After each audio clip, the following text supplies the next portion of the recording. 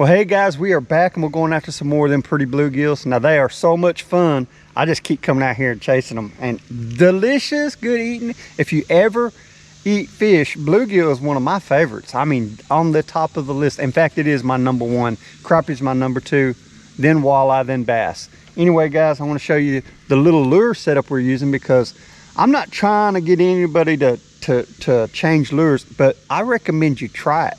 Because if you're casting to them, if you're not using a long pole, this is a very simple way to do it. Now use any bobber you want. I'm using the slip bobber. I like the long ones because if you get a little a nibble right there, it's going to twitch that cork a little bit. You'll see it. That gives you time to reel your slack in and set the hook. So, because a lot of times they'll bite this thing and they'll take it under, but you got to be really quick on the hook set. So we don't want them to spit it out. We want to be ready. So as soon as I see a little twitch, I get ready and then I set the hook as soon as he takes it down. When he takes her under, I got him. Now, you can use any kind of lure setup you want. A lot of people use a number 6 hook, a swivel, and a split shot. I used to use it all the time. But what I found in this casting setup is this is simple. There's only one lure, one little piece of stuff. It don't get tangled. You might catch that line on top of there of the bobber, but it's very easy to manage. So instead of having 3-piece lure, I have a 1-piece lure. Also, that right there makes a really good, let me see if I can grab it here. This makes a really good handle for you to pop that hook out, so you don't have to use the needle nose all the time. So I mean, a big bluegill, he can swallow that. You may have to use the needle nose, but not very often. Most of the time I set the hook, it's on hanging on the side of the lip. But now, the other setup, I was having trouble with a number 6 hook. I use long shanks, which I really don't like long shanks. They seem like I miss more fish with the long shank than I do with the short shank. But when I was using number 6 hooks, I would use the, what do you call them, Gatsu hooks. Anyway, check this out guys, the number 6 long shank, these bluegill here, these big bluegill, they'll still swallow the whole hook, and you still need the needle nose. That's why I put that right there. I can get a handle on that, pop it out. 99.9% of the time I do it with my fingers, and it saves me time because I'm not grabbing them needle nose all the time. But we're going to give these old guys a good tip. I just wanted to show you the lure setup. I'm only fishing about 10 inches deep. That's from the center of this cork to the bottom of the lure. We got 10 inches there, and that's all we always start out with. I may adjust it a little deeper in deeper areas if they're out on the outside of the trees, but if they're back in the shallows, I might go to 6 inches. Just get in there and try to find them. Now if I start noticing them in the shallows, I make my adjustments and I take my time, and if I see anything move, I'm casting to it, and if I get a little twitch, it could be a big old bluegill, because they spawn, they're on beds. And it is time for the red ears to spawn today. I mean, well, this week or whatever. It's time for the red ears to spawn, and I'm hoping to bump into some red ears on the beds, because if you can find them on the beds, you can sit there and catch you a whole big old mess of them. But anyway, guys, I just wanted to show you a few things that we're going to do today, and we're going to try to have some fun, catching some nice bluegill for a fish fry. Let's go get them. One thing I can tell you about this, when you're targeting these bluegills, 10 seconds is a good magic number. So 10 Mississippis, if they're not biting, 10 Mississippis are great, because you can just cast it out there and you don't need to be bumping it like I'm doing. That's a mistake, I'm gonna be honest. Your best bet is just to cast it out there just like this and let it sit right where it's at. 10, there he goes. See what I'm talking about? Sometimes just letting it sit there really makes a difference. All right, oh man, this is a good one. Turn this trolling motor down a little bit. But yeah, try not to bump it around. But letting it sit there for 10 long seconds gives you that opportunity for him to get over there, smell that night crawler, and jump on it. Let's give him a little measurement right quick. Easy. Oh yeah, he's a little over 8 1/4. Nice, pretty bluegill. Oh, how about throw him in the water? we don't want to throw him in there. We want to throw him in our bucket here. We'll take him.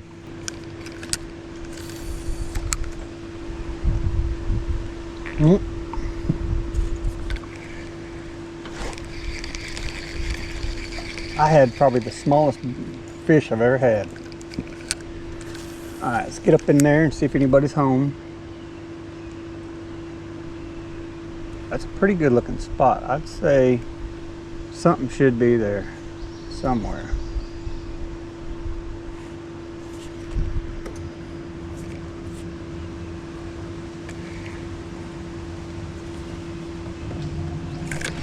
Oh, there you go. Got my trolling motor going, but I think I better get my fish in first. He's a pretty good one. He might be a keeper. Ooh, easy now, easy. Oh, he's gonna be close. We're looking for 7.5. Oh yeah. Look at that, right at it. Look at that. That's a good one. Ouch. We'll take him.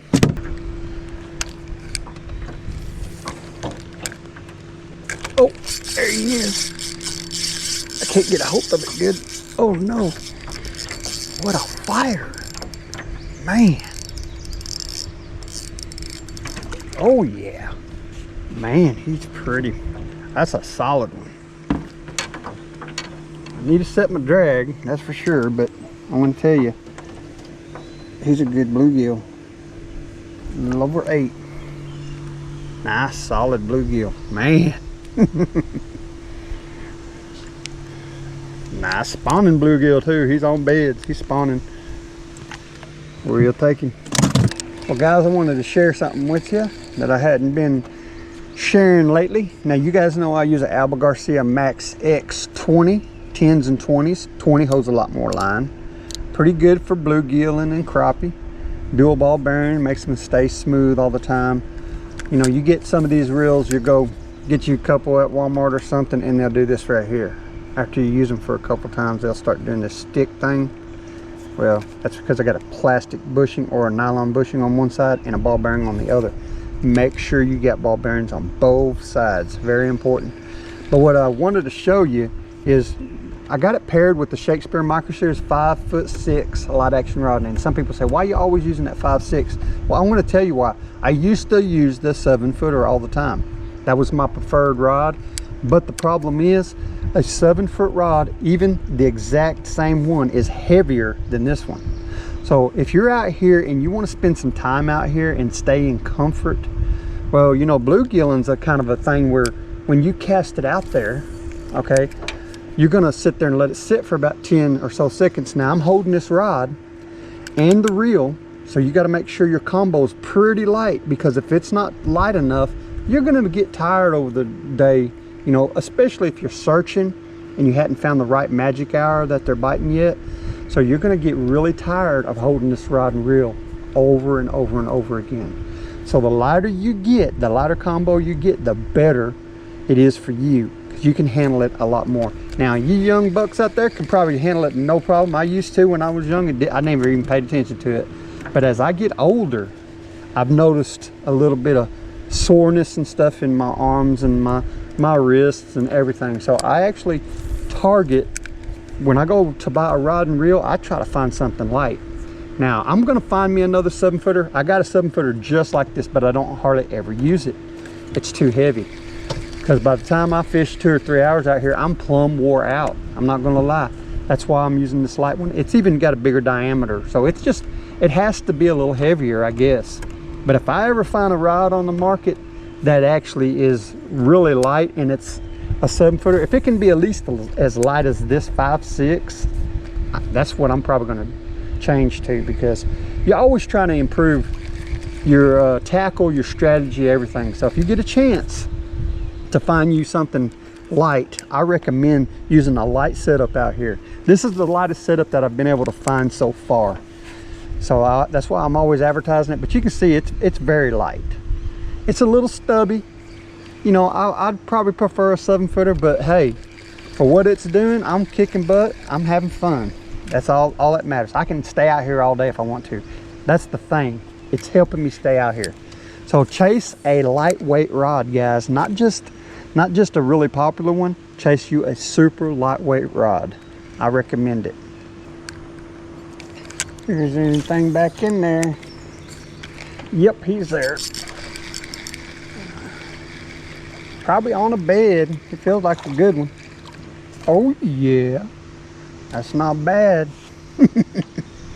That's a pretty good one. Man, look at that. He about choked the whole jig down. Left me just enough to pull that hook off. Nice bluegill. Give him a little link check. 8 1/4. He's a nice one. We'll take him. Make sure there's not another one back in there somewhere. The thing about bluegills, you might get close to the same bluegill spot and be 12 inches off and catch another one because of the way they make their beds. They're just like a bunch of plates. Spread out a bunch of plates on the table and real close together. That's about what a bluegill bed looks like. So we'll get back in there just to make sure there ain't another one in there. As like I said, you can move 6 8 inches one way and be on another bed, which I was in snag that time.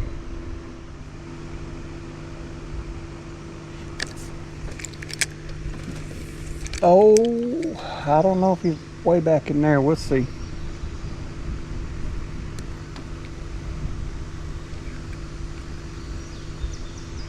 Yeah, I think he was back in there. Another one. Good fighter. Another one. He's a pretty. Oh, let's see what we got here. Easy. Right at 8. Another good one. We'll take it. I'm trying to sneak up on some better bedding bluegills, so I'm thinking there's probably one up in here.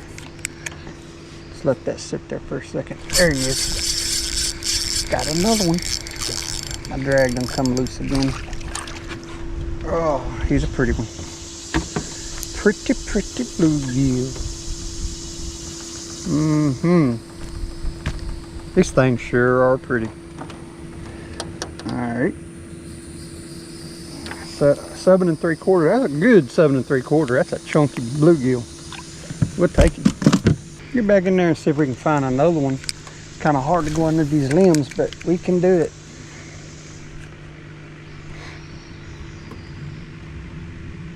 Oh, there he is. We found a good one. Pretty powerful. He just might be a tough bluegill. Well, he is a good one. He is a tough one too. He was a fighter. Let's see what we got on this. Oh yeah, 8 inch. He's solid. That leaf off of there. Pretty bluegill. We'll take it. Oh yeah, that's gonna be a spot. Should be a good one. Where a good one lives. There he goes. He's starting to mess with it. There he goes. Took a minute, but we got him. Oh yeah, that's a good one.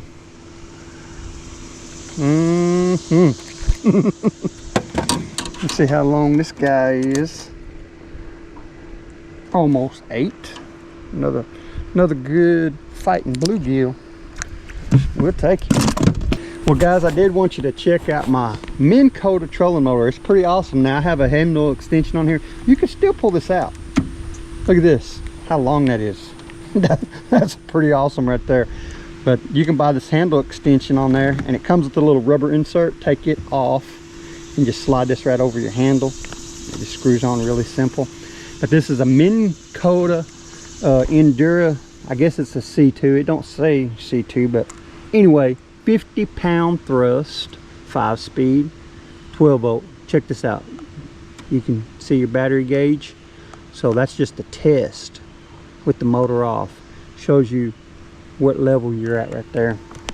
So anyway, it's a pretty reasonable price. Pretty good price actually for what it is. And pretty quiet, awesome little motor. Like I said, if you want to check this out, I got an Amazon link below the video in the description box, but I also have a clickable link which you can find these two, and I'll put links for both of these, the handle extension and the trolling motor itself, down below the video. Check it out guys. The count is 0-2. Get it, Nash. Get it. The count is 0-2.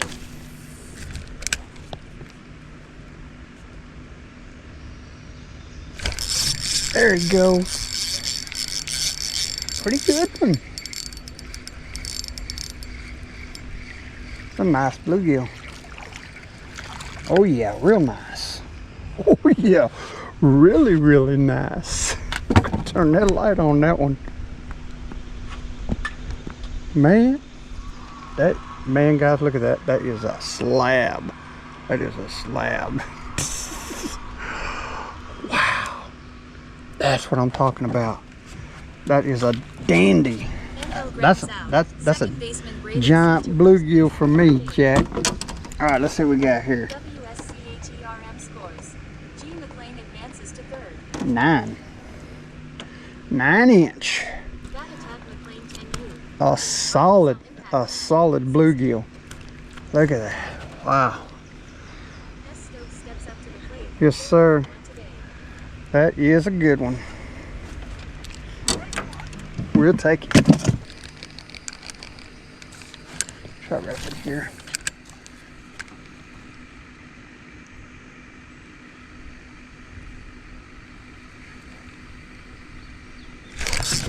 There he goes. Oh, good one. Another good one. He's actually, that's just a strong fighter. He ain't half the size of that other one. But, I mean, he's a good one. Pretty strong, aggressive. Look at that, 7 1/8. Pretty bluegill though. What a fighter. Later. There we go. It's hard to get through the duckweed now. It's really thick. It's probably that deep. I don't know how my lure's wiggling down through there. But if you get in their area, their bedding area, you probably got a good chance of getting him. If I can get behind this tree, it'd be a good spot. So I'm gonna give it a try. But I mean, I don't know if I can go through that stuff. Oh yeah, he's there. Oh man, look how thick this stuff is. Man, but he was back there. We found him.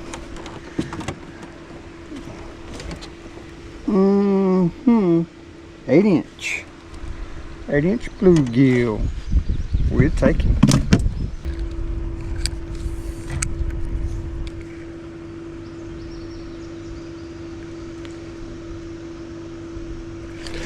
There he goes. Oh, good one. There's what we're looking for. Now that's a nice, pretty bluegill. Alrighty. Yeah, look at these hooks, guys. I got him. Let me give him a little measurement first. Yeah, he's a little over 7.5. That's a good one. Grab it, pops it right out. We'll take him. See something moving back there.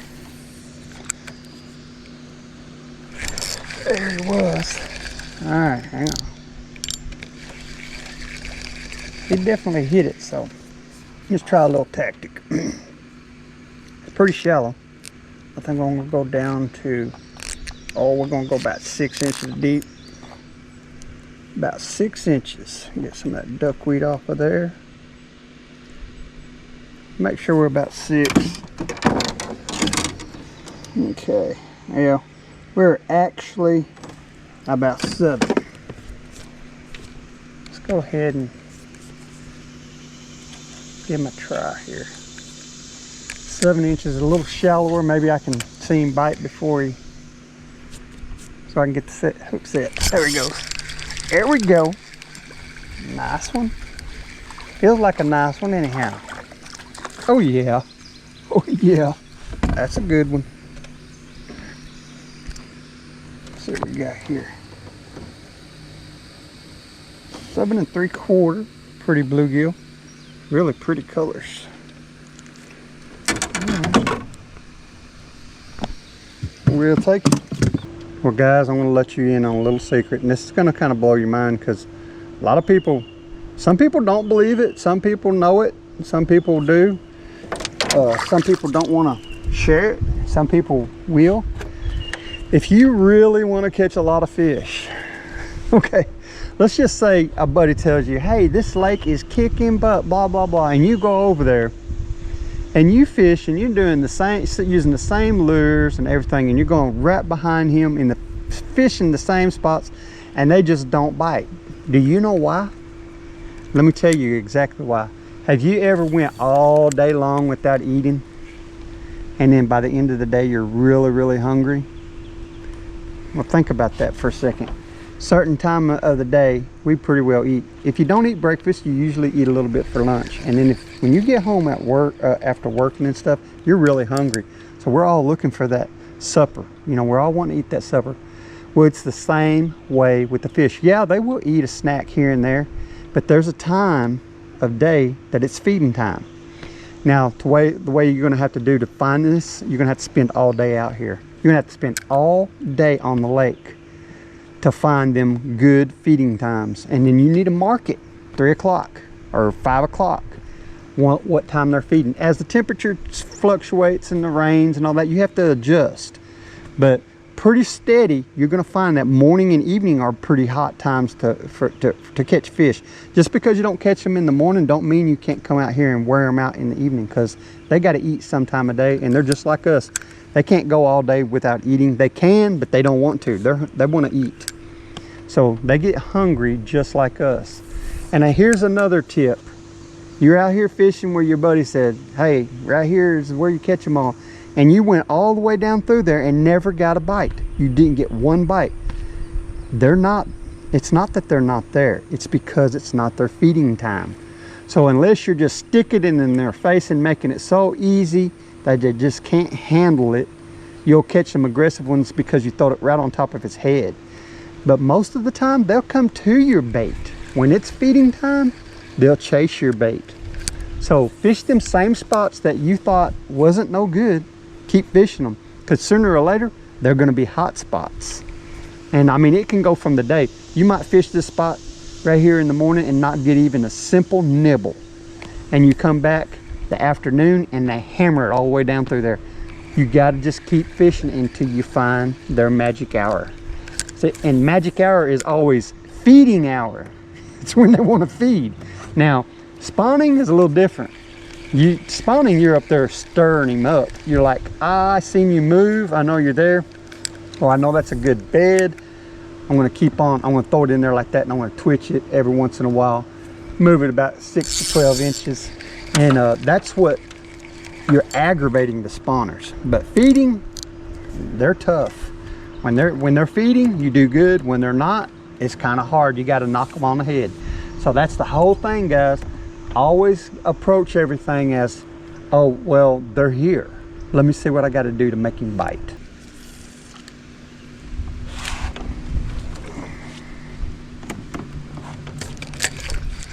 There he was.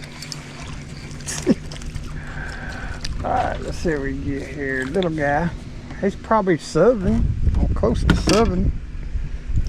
Not really what we're after, though. We're looking for a little bigger. Oh, looky, yeah, I guess he is. He's over 7.5. I gotta take him, because he's over 7.5. Whole fryer. Well, guys, we're getting out of here. We had a good time. We didn't catch as many in the duckweed as we thought. We had to go find them, some of the bedding bluegills, but that's okay. We had fun anyway. Look at the fish we got. Got us a pretty good mess of bluegills. There's some fine bluegills in there. Gonna be another good mess. Anyway, guys, I appreciate you watching. Until next time, later. Put this little piece on here. Just got a bite and he took the bait right off. So it could be a bait stealer, but it could be something else too. You gotta make sure you keep trying it. I got that hook covered good. Oh yeah, wind's kind of blowing pretty hard, but he was right in there somewhere.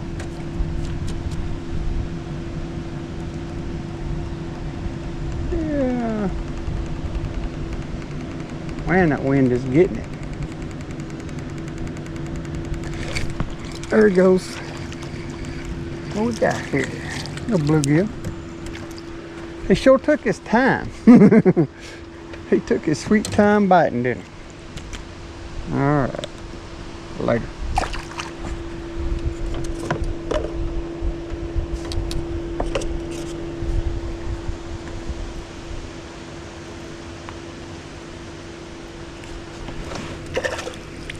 Okay.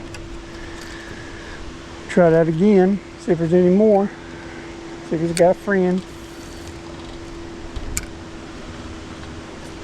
Not exactly where I wanted.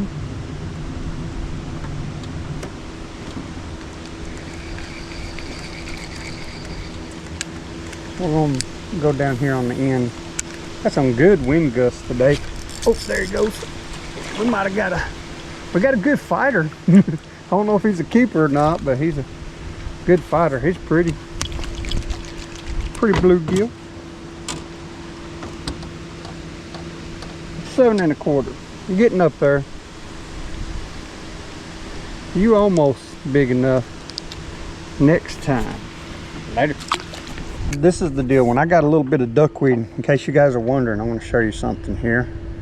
So when I got a little bit of duckweed out there that goes all the way to the bank, I'll probably try to flush one out right here in front of the duckweed, just in case they're out on the edge, because a lot of times they're out on the duckweed searching for stuff. So you want to approach either, you can do either one. If you're going to approach that, go that way. Oh, there he is. Do the edge of the duckweed first, and then you can go back there to the trees. But it seems like he was on the edge. Oh yeah, he's pretty.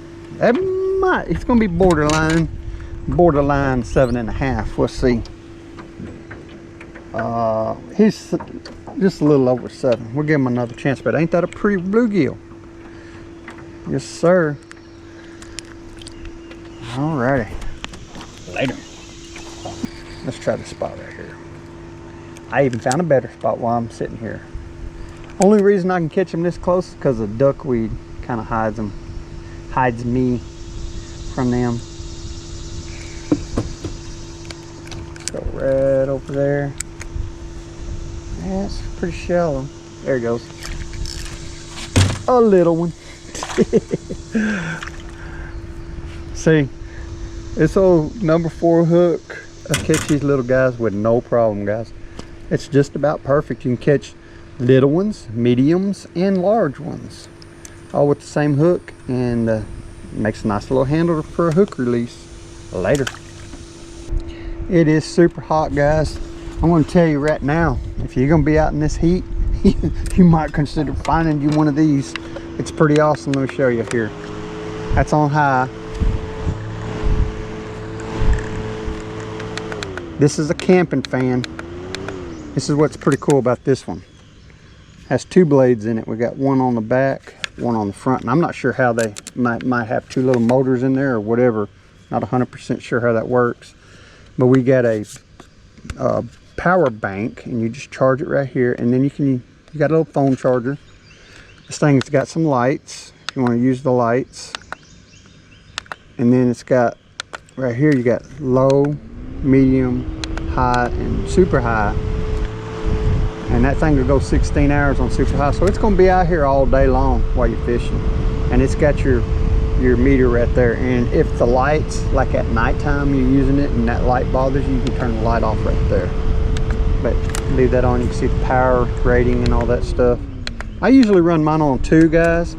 They're pretty nice. They're very flexible. You can stand them up, you can hang them up, and I have even used mine like this before. Just kind of turned it like that right there.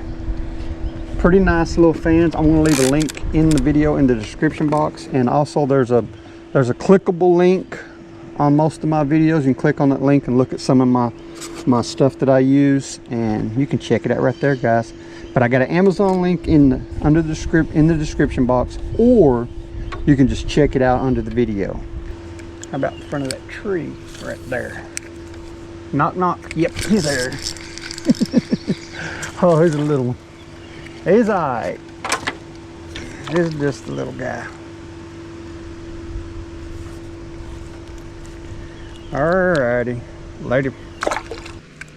Easton Key scores on steal of home. You got some fish right there. There he is. That attack McLean 10U. 0, Arkansas Impact 10U. There we go.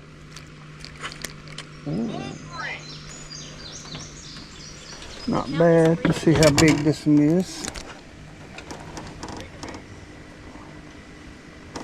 He's about 7.5, but he's got a battle scar on him, so we're going to let him go back, heal up a little bit. Later. Grand M steps up.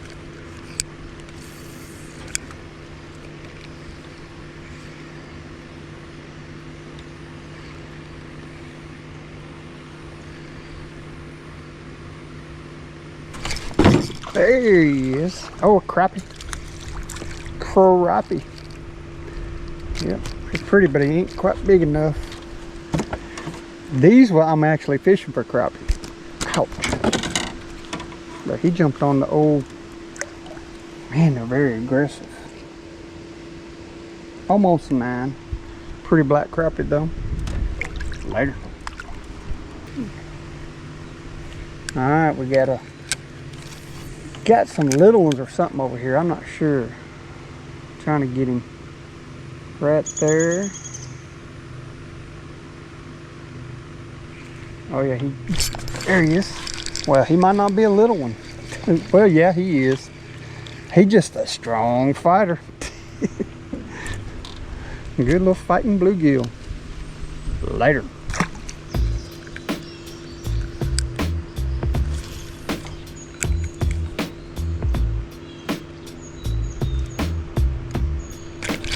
There he goes. Coming right to me. Well, not too bad. Good fighter. He's probably about 7. Well, look at that. He's actually a 7.5. But his tail's messed up. We're gonna give him another chance. We're going for a little bigger today. Later.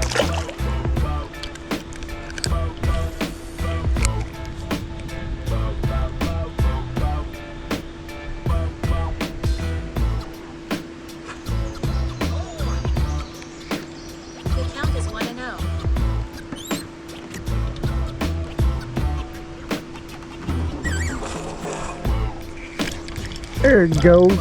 A good one. Come on in here. Oh, just a good fighter. Just a good fighter. He's strong. All right, later.